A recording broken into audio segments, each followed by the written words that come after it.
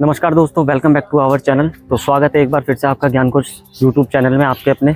तो आज हम इतिहास के पन्ने खोलने आए हैं। हम बात करेंगे लोधी मकबरे की कि ये किसका मकबरा है और यहाँ पे आने की टाइमिंग क्या है, इसका क्या इतिहास रहा है।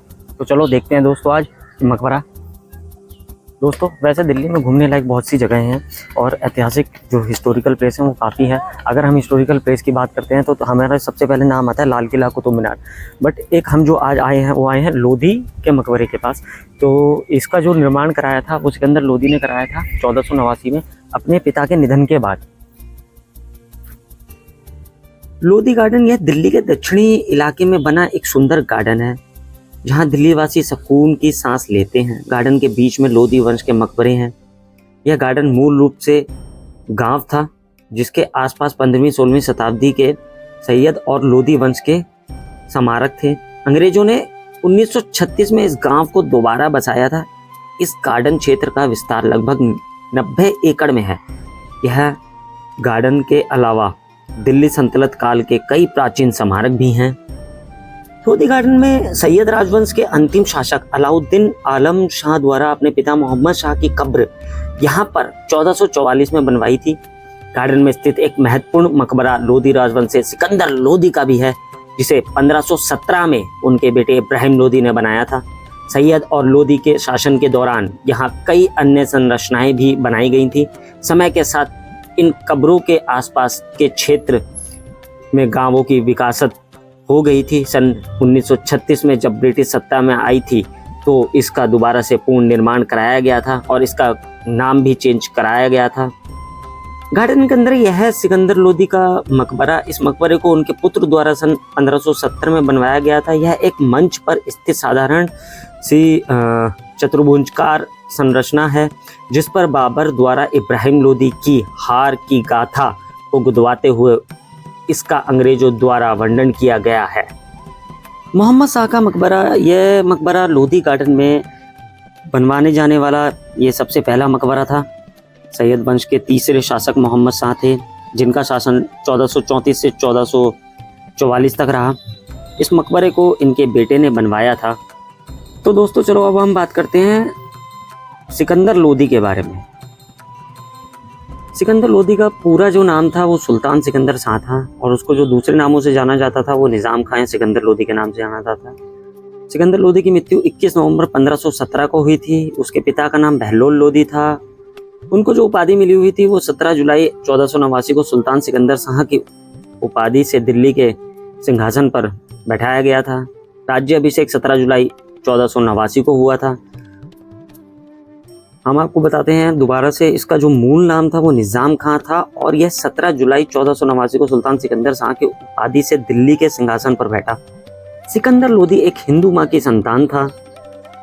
सिंहासन पर बैठने के बाद सुल्तान ने सर्वप्रथम सबसे पहले अपने विरोधियों में चाचा आलम खां, ईशा खां, आजम हुमायूं सुल्तान का भतीजा तथा जर्रा के सरदार तातर खां को हराया, परास्त किया। सिकंदर लोधी ने जौनपुर को अपने अधीन करने के लिए अपने बड़े भाई बारबक शाह के खिलाफ अभियान किया जिसमें उसे पूर्ण सफलता मिली। जौनपुर के बाद सुल्तान सिकंदर लोधी ने 1494 में बनारस के समीप हुए एक युद्ध में हुसैन शाह शर्की को परास्त कर बिहार को दिल्ली में मिला लिया।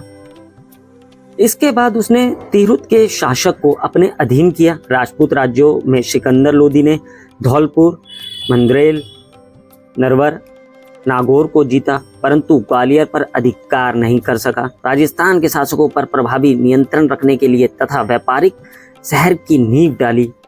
सिकंदर लोधी ने उन अफगान सरदारों को दबाने की कोशिश भी की जो जातियां स्वतंत्रता के आदी थे और सुल्तान को अपने बराबर समझते थे। सिकंदर ने जब सरदारों को अपने सामने खड़े होने का हुक्म दिया ताकि उनके ऊपर अपनी महत्व दिख सके।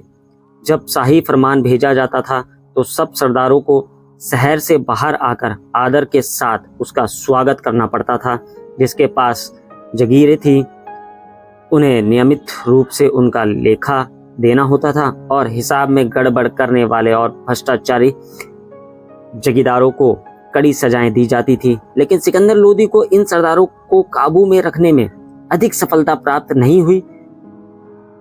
अपनी मृत्यु के समय बहलोल लोदी ने अपने पुत्र और रिश्तेदारों में राज्य बांट दिया था।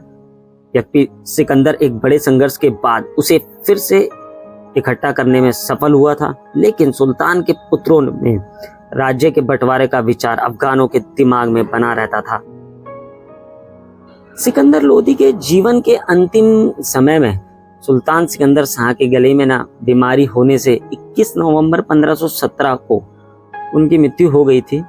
आधुनिक इतिहासकार सिकंदर लोदी को लोदी वंश का सबसे सफल शासक मानते थे, क्योंकि उन्होंने काफी लड़ाइयां जीती थी और काफी सारे कार्य किए थे। सिकंदर लोदी कहता था कि यदि मैं अपने एक गुलाम को भी पालकी में बैठा दूं तो मेरे आदेश पर मेरे सभी सरदार उसे अपने कंधों पर उठाकर ले जाएंगे। सिकंदर लोदी प्रथम सुल्तान था जिसने आगरा को अपनी राजधानी बनाया था। न्याय के लिए मियाँ भुआ को नियुक्त किया। सुल्तान शहनाई सुनने का शौकीन था। दोस्तों, अगर आपको हमारी वीडियो पे ये जानकारी अच्छी लगी हो तो वीडियो को लाइक, चैनल को सब्सक्राइब और शेयर करना ना भूलें। तो मिलते हैं अगली वीडियो में। बने रहें ज्ञानकोश चैनल के साथ।